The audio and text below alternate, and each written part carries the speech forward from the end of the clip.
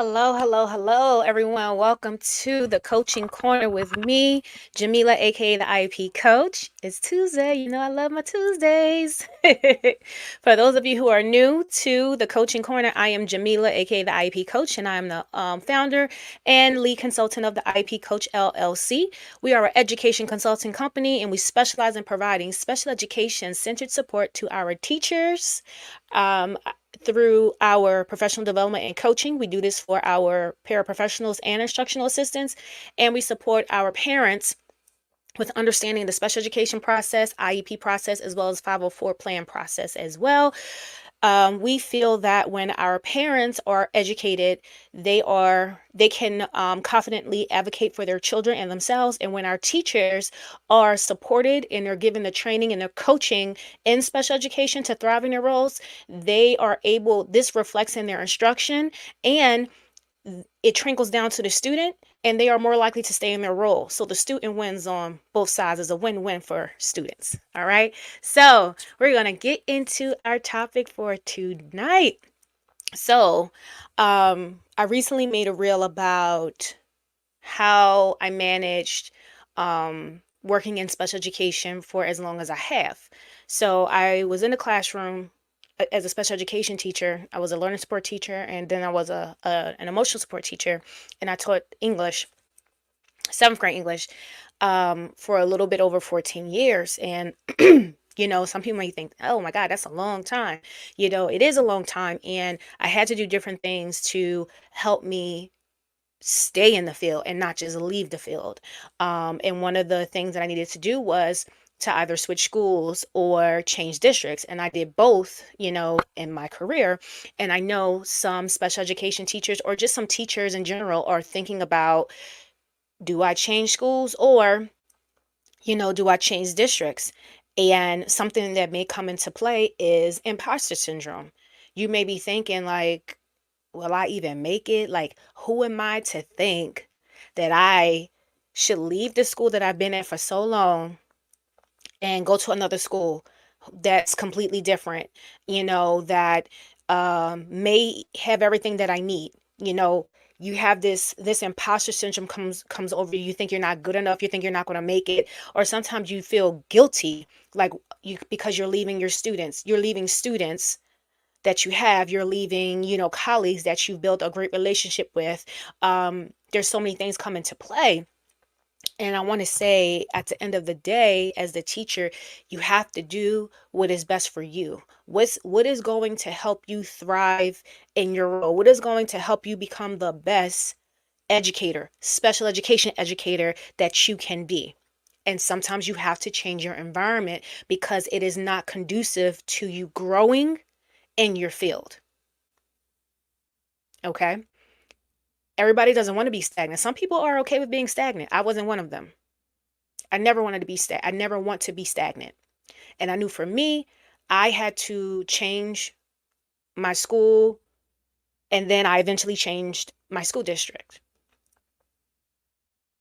And I built great relationships with colleagues, with administrators. It was just I knew what I was destined for. I knew I wanted to learn more, and I knew where I was. I couldn't do that.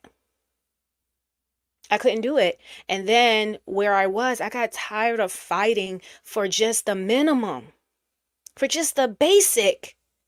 I got so tired of that. So that is what really propels me to go ahead and make that move. I was so scared to do it because I'm like, can I do this? Can I do this? I don't know if I can do it.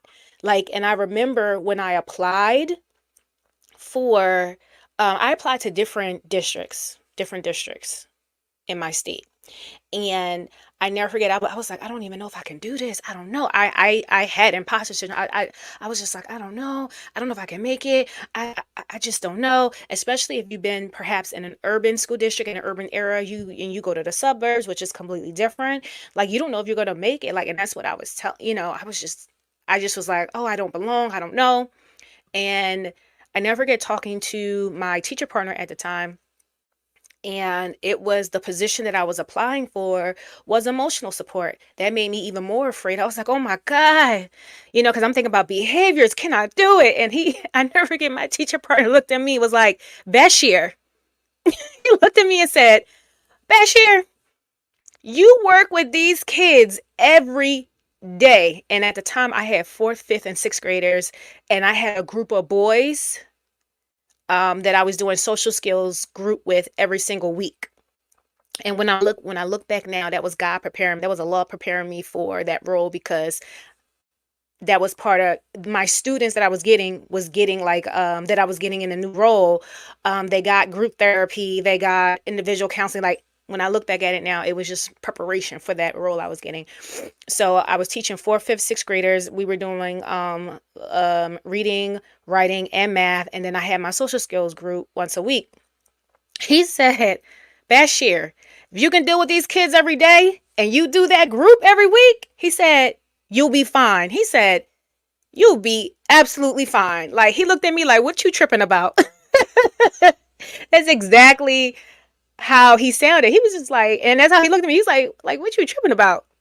And that really helped me, because I was just like, okay, he sees how hard I work. He sees how effective it is. He sees the results, etc.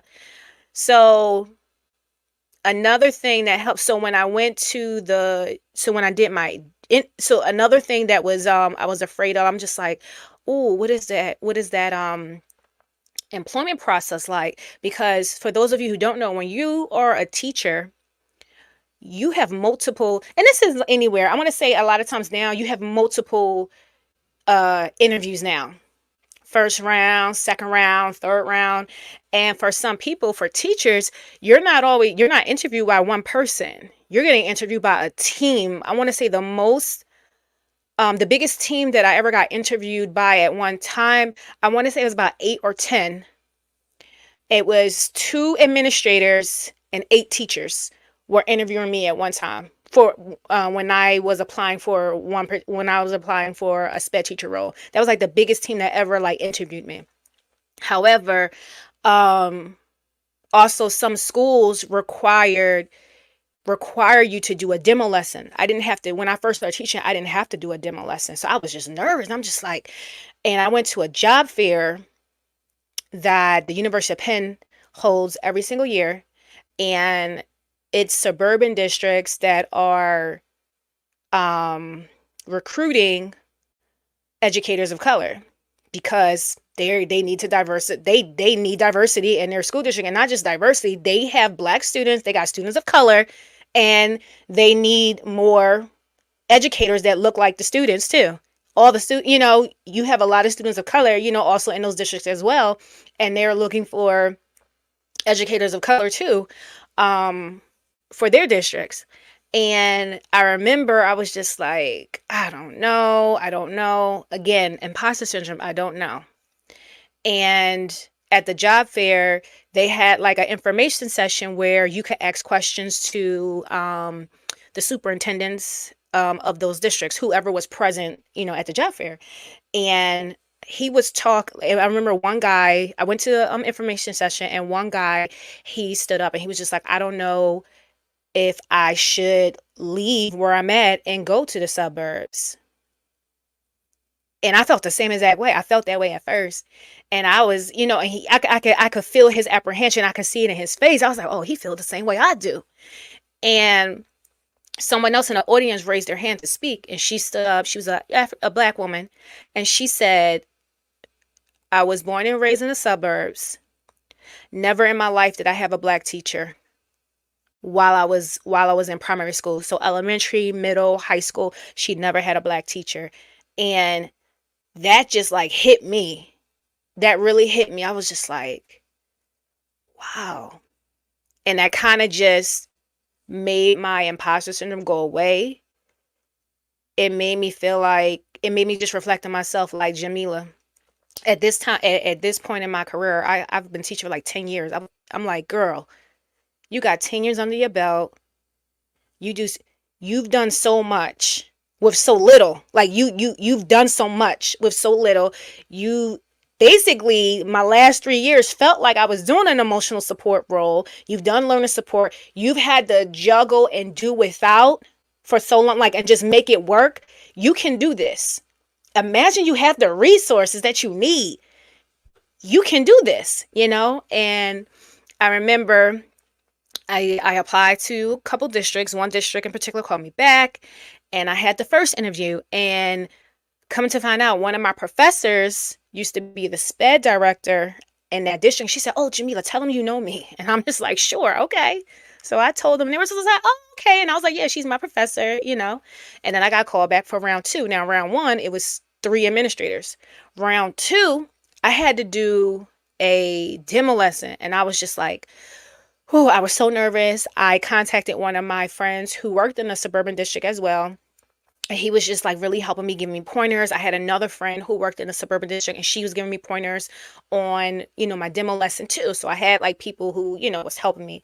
And I remember the day of, I'm expecting, how you expect to go into a classroom, but it was over the summer. So I want to say about 6 administrators pretending to be a student. And I was like, and then I just told myself, I said, they're not adults, they're kids.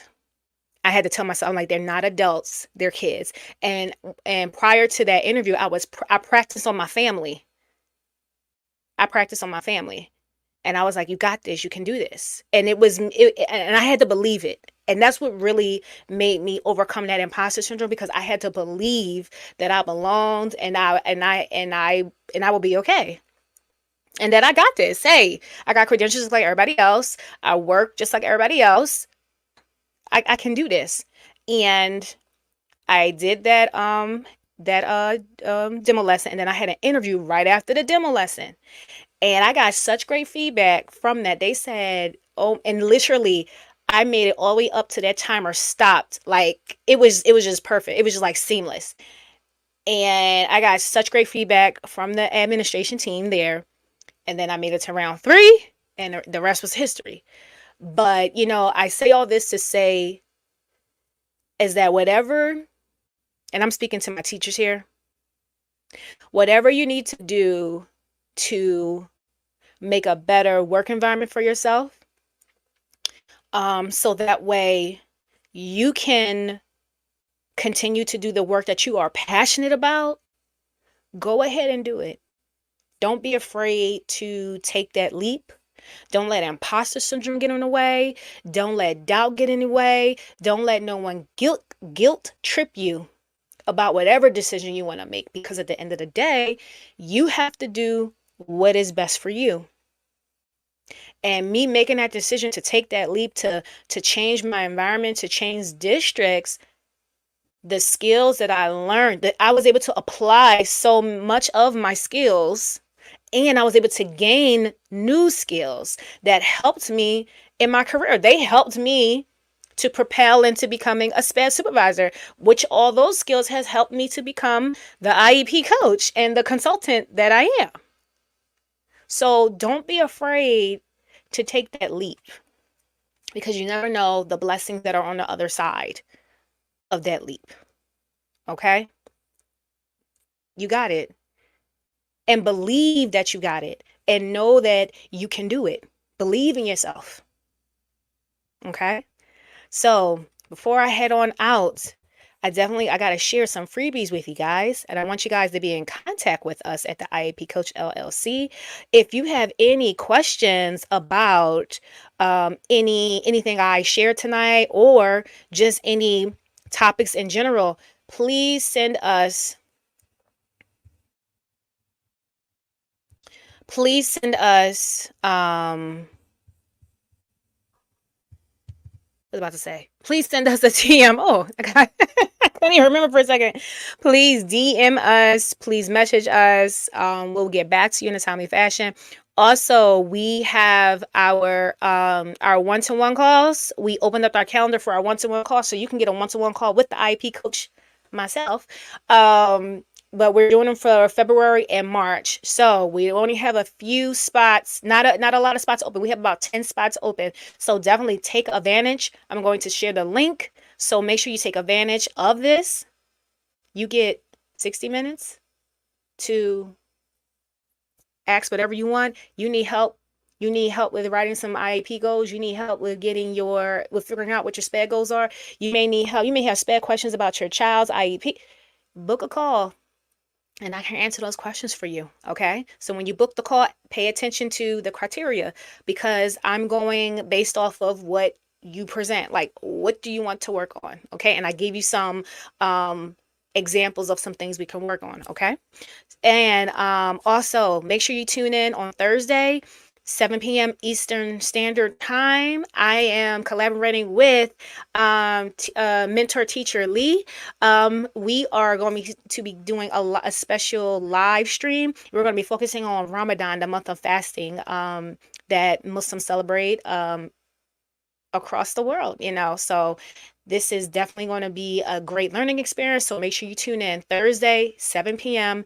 Eastern Standard Time. We are streaming on LinkedIn, Instagram, Facebook, Twitter, and YouTube. Okay. And as always, be kind to yourself, give yourself grace, and be safe. I will see you next Tuesday.